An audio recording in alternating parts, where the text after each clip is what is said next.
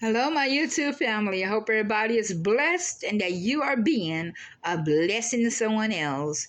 This is another wonderful devotion from In Touch magazine by Dr. Charles Stanley.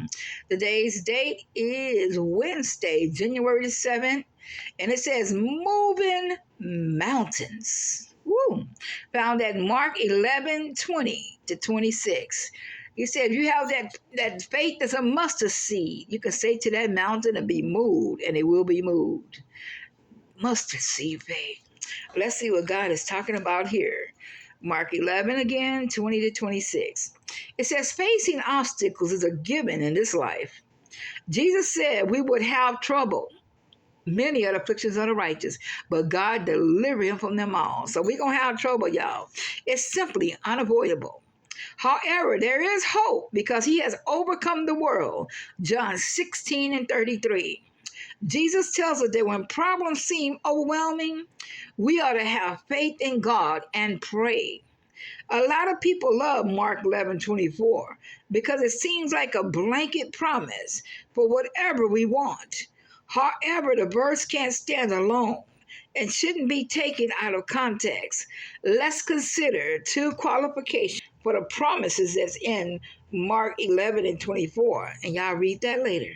It says, God is committed to removing only those obstacles that are hindrance to his will.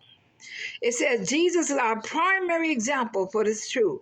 When he faced the prospect of dying on a cross as a sin bearer for mankind, it must have seemed like a daunting challenge that needed to be removed.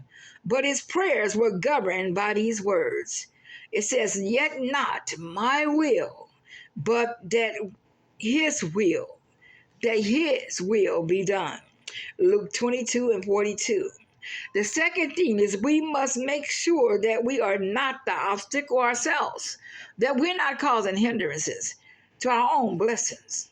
It says, for instance, Jesus points out in Mark 11:25 to 26 that an unforgiving spirit breaks our fellowship with God and hinders our prayers. Our first reaction to obstacles should be self-examination. Ask God, is there anything I need to address? Do my requests align with your will? Only then can we confidently ask him to move in our life as only he can. So our prayer is like, Lord, help me. What's in me that needs to be free? I love you and Jesus loves you more.